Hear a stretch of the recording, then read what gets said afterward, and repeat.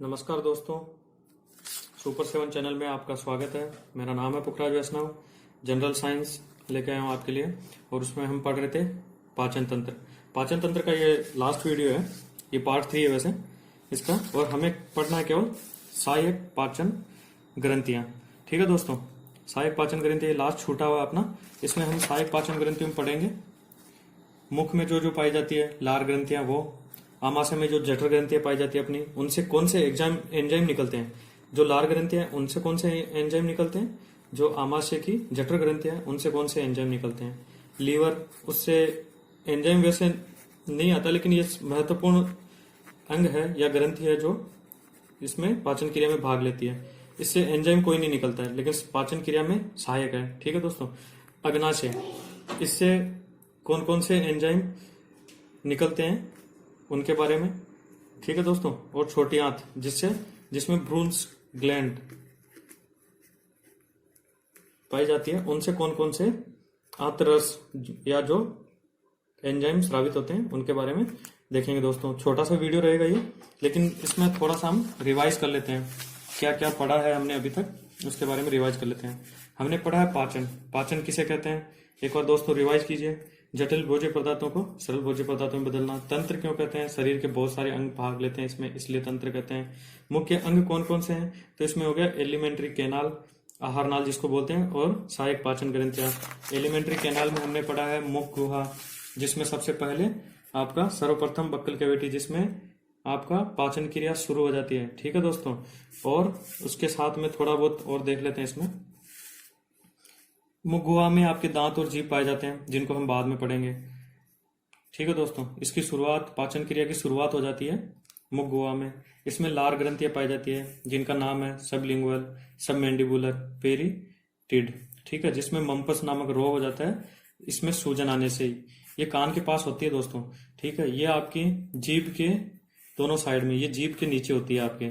ठीक है दोस्तों, इनकी लोकेशन मैंने बता दी है, जीभ के नीचे सब लिंगुअल, जीभ के नीचे पाई जाती है ये ग्रंथि। ठीक है दोस्तों। और ये सारी तीनों ही जो लार ग्रंथियां हैं वो है बहिर्स्रावी ग्रंथियां। दोस्तों वैसे बता दूं आपको, ग्रंथियां 3 टाइप की है।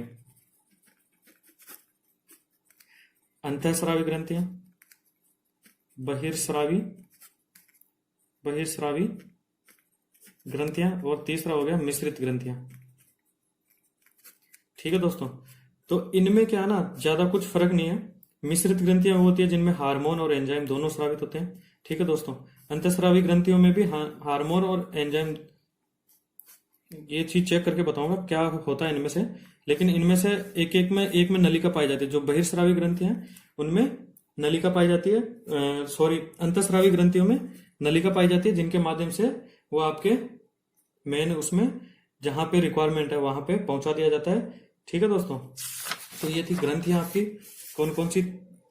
पेरिटोइड में पैरामिक्सो वायरस से मम्पस नामक रोग हो जाता है।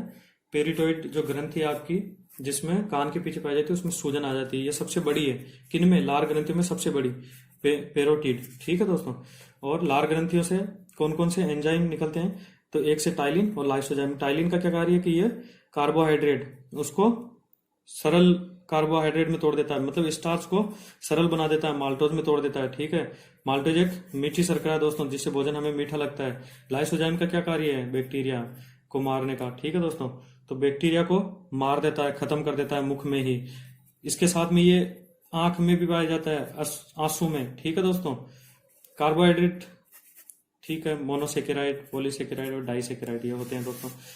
पढ़ते हैं ग्रास नली, इसमें कोई एंजाइम नहीं पाया जाता है, पाचन क्रिया नहीं होती है। कर्माकुंचन गति के बारे में याद है आपको, पेट से उल्टा लटक जाए तब भी वापस खाना बाहर नहीं आता है। लेकिन श्लेष्मा, म्यूकस, इसमें पूरी दीवारों पे जो भी है उन पे स्रावित होता रहता है अंदर, जिसकी सहायता से पूरे आहार नाल में अपना आगे बढ़ता रहता है भोजन। ठीक है दोस्तों।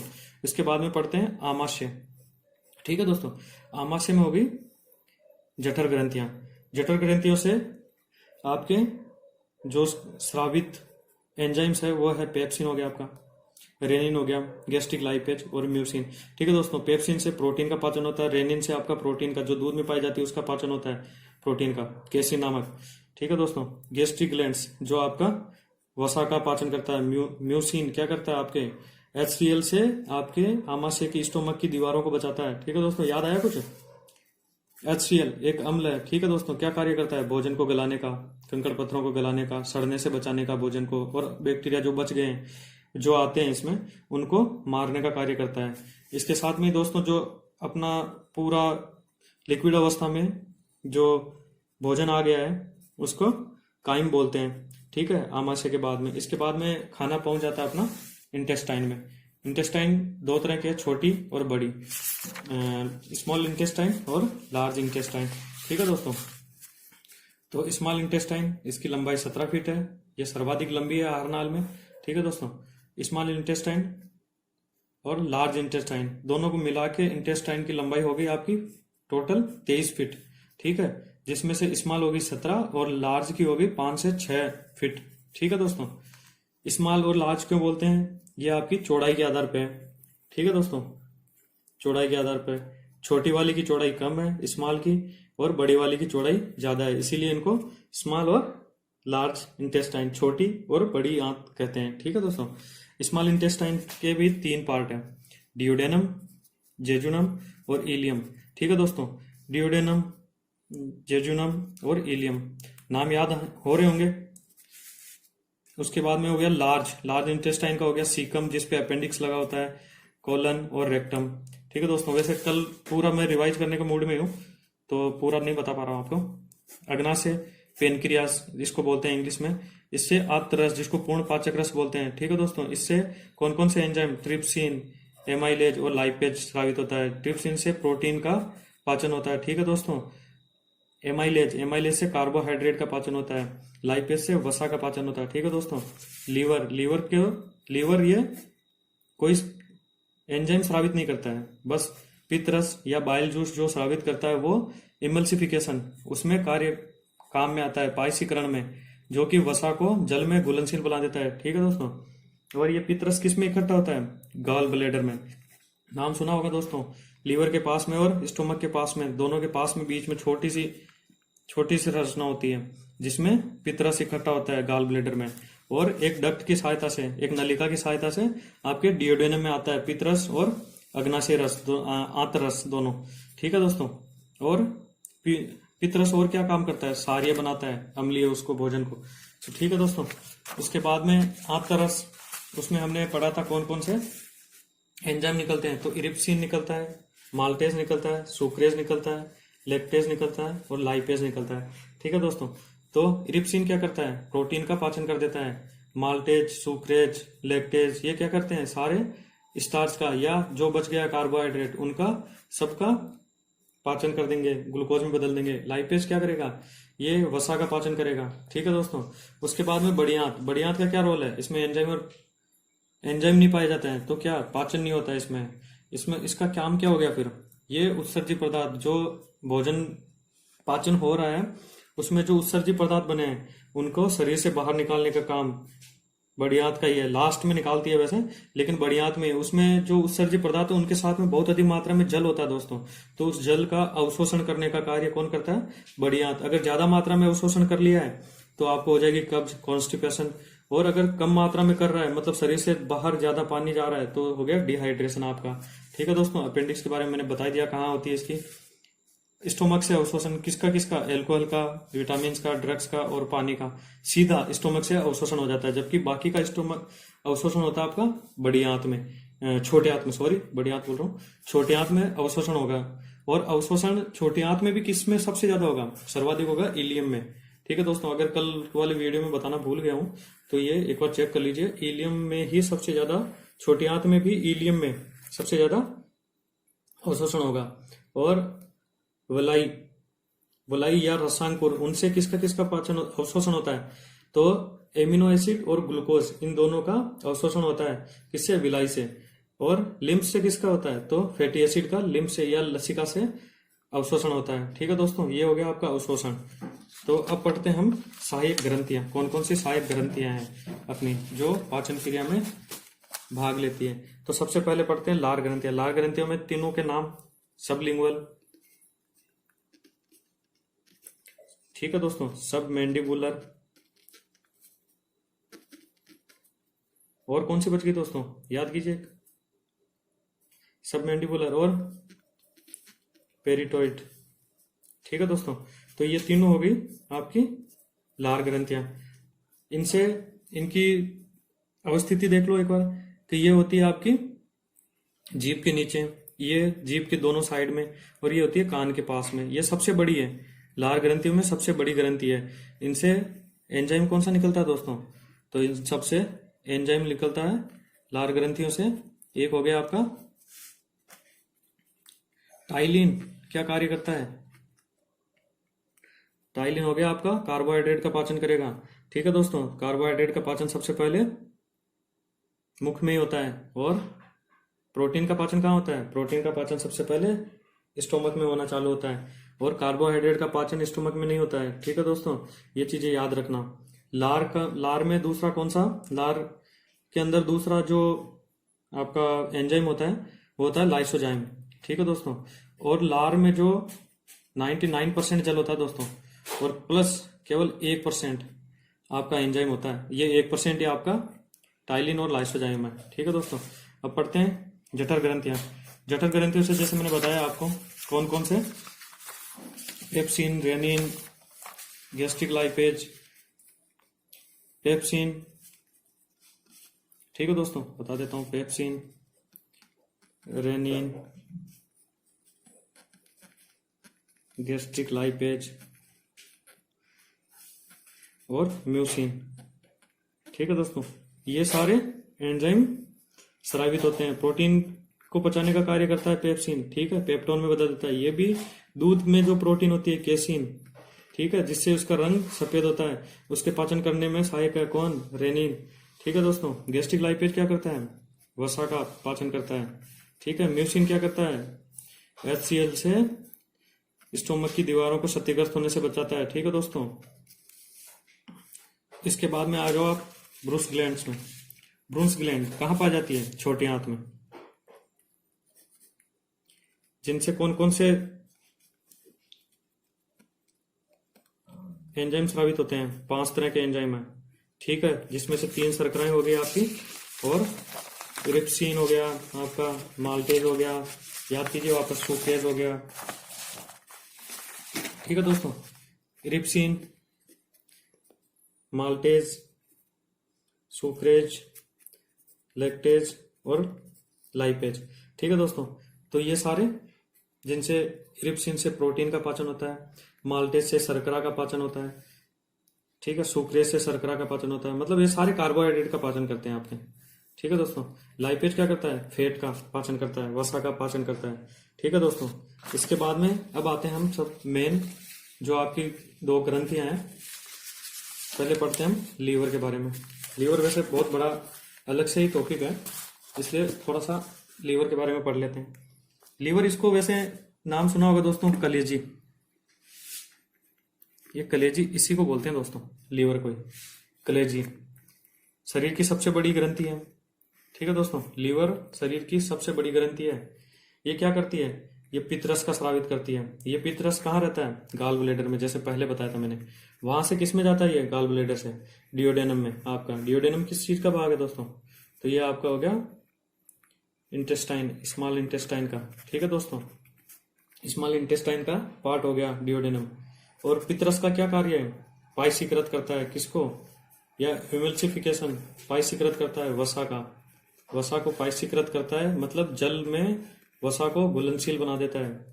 प्लस और क्या करता है, जो काइम है आपका, काइम को अम्लीय से क्षारीय बना देता है। ठीक है दोस्तों, काइम जो स्टोमक के बाद में अर्ध तरल अवस्था में आ जाता है भोजन आपका, उसी को काइम बोलते हैं। उसको अम्लीय से क्षारीय में बदल देता है कौन, पित्तरस। ठीक है दोस्तों, इसके साथ में आरबीसी, आरबीसी का विखंडन करता है कौन, लीवर। लीवर में होता है आरबीसी का विखंडन, और किस में टूटता है, बिलरुबिन और बिलबर्डिन।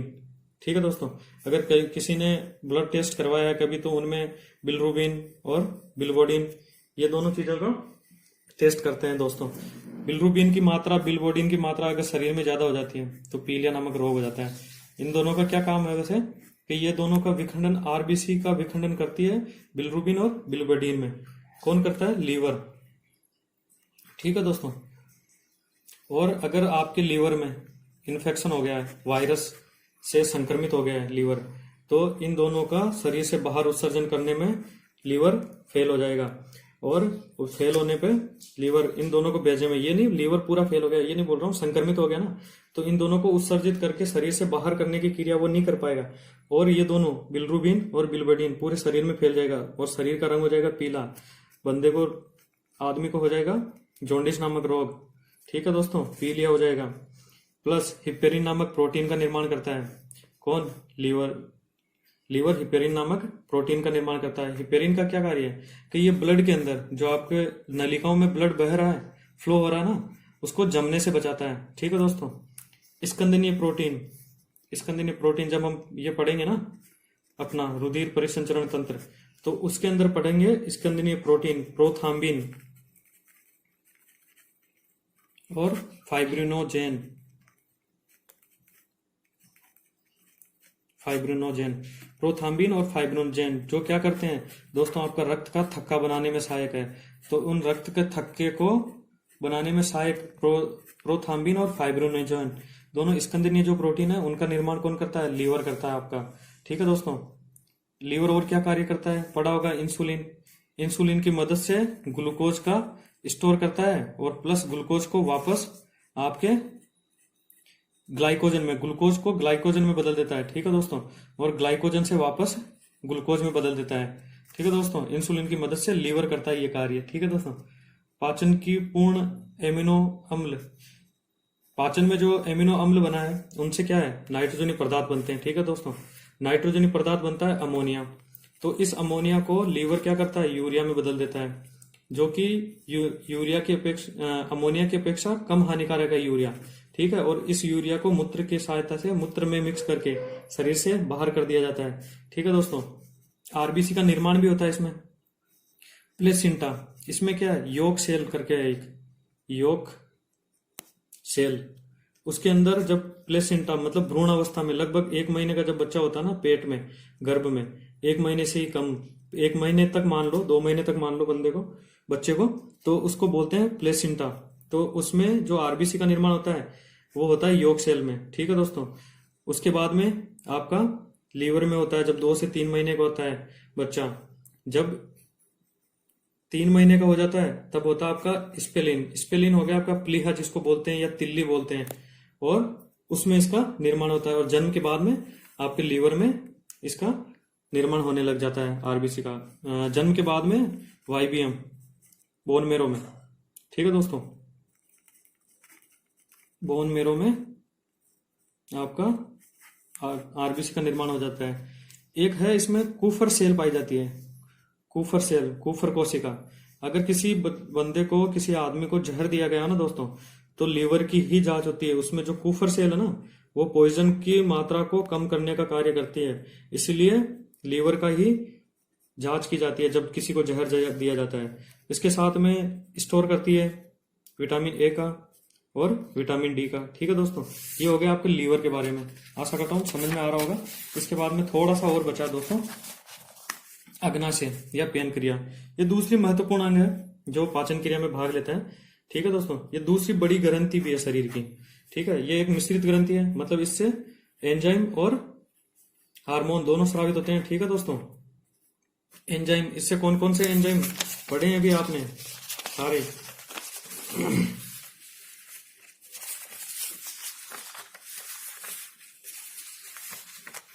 कहाँ गई? Trypsin, amylase, lipase. ठीक है दोस्तों। ट्रिप्सिन, एमाइलेज और लाइपेज, इन तीनों का करता है श्रावण। ठीक है। प्रोटीन का पाचन करता है ट्रिप्सिन, एमाइलेज क्या करता है? कार्बोहाइड्रेट का पाचन करता है, और लाइपेज क्या करता है? वसा का पाचन करता है। ठीक है दोस्तों। और अग्नाशय हार्मोनों का श्रावण करता है। कौन कौन से हार्मोन? ग्लूकोन, पढ़ा ना, मिश्रित ग्रंथि है तो एंजाइम और हार्मोन दोनों का ही श्रावण करता है। तो ग्लूकोन का, इंसुलिन का और सोमेटोस्टिन, इन तीनों का हार्मोन का श्रावण करता है। कौन? अग्नाशय आपका। ग्लूकोन क्या करता है? जो हमने पढ़ा था कि लीवर क्या करता है? ग्लूकोज को ग्लाइकोजन में बदल देता है। तो इस ग्लाइकोजन को वापस ग्लूकोज में बदलने का काम कौन करता है? ग्लूकोन। ठीक है दोस्तों। ग्लूकोन। इंसुलिन क्या करता है कि ये लीवर की हेल्प करता है ग्लूकोज को ग्लाइकोजन में बदलने की, ठीक है दोस्तों। और इसकी अगर कमी हो जाए शरीर में तो ग्लूकोज ग्लाइकोजन में नहीं बदलेगा, और क्या होगा दोस्तों, आपके शरीर में ग्लूकोज की मात्रा या शुगर की मात्रा बढ़ जाएगी और व्यक्ति को हो जाएगा मधुमेह नामक रोग, ठीक है दोस्तों। तो इंसुलिन की कमी से क्या हो जाएगा, मधुमेह नामक रोग, क्योंकि लीवर क्या नहीं कर पा रहा है, ग्लूकोज को ग्लाइकोजन में बदल नहीं पा रहा है, ठीक है। सोमेटोस्टिन ये क्या कार्य करता है कि जो भोजन अवशोषित हो जाता है उसको शरीर में उपयोग लाना, स्वांगीकरण, उसकी क्रिया को बढ़ा देता है, ठीक है दोस्तों। स्वांगीकरण की क्रिया को बढ़ा देता है कौन, सोमेटोस्टिन, ठीक है दोस्तों। ये एक पत्ती जैसी संरचना है, ठीक है दोस्तों, अग्नाशय एक पत्ती जैसी, और इसकी खोज लेंगर हैंस ने की थी, पत्ती जैसी संरचना की।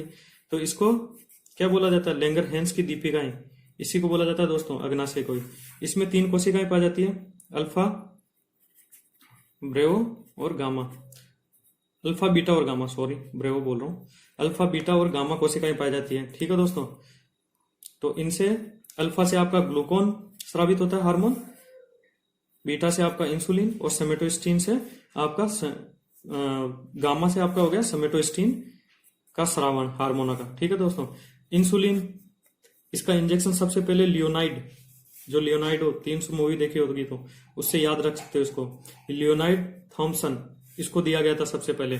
इसकी खोज किसने की थी, किसने बनाया था सबसे पहले इंसुलिन का इंजेक्शन, फेडरिक बेटिंग ने। बेटिंग करते हैं ना, क्रिकेट खेलते हैं तब, तो फेडरिक बेटिंग ने इंसुलिन की इंजेक्शन की खोज की थी। ये डहलिया नामक एक वनस्पति होती है जो सूरजमुखी के फूल की टाइप में होती है दोस्तों, ठीक है दोस्तों। तो उससे बनाया जाता है इंसुलिन का इंजेक्शन। और सोमेटोस्टिन आपने बता दिया आपको कि स्वांगीकरण की क्रिया को बढ़ा देता है, ठीक है दोस्तों। तो इस तरह अपना इसमें जो क्वेश्चन होंगे कुछ भी आपके तो बताना दोस्तों। इस तरह आपका पाचन मेरे हिसाब से पूरा कंप्लीट हो गया है चैप्टर, और इसमें कुछ प्रॉब्लम हो तो दोस्तों कमेंट्स कर देना, पूछ लेना।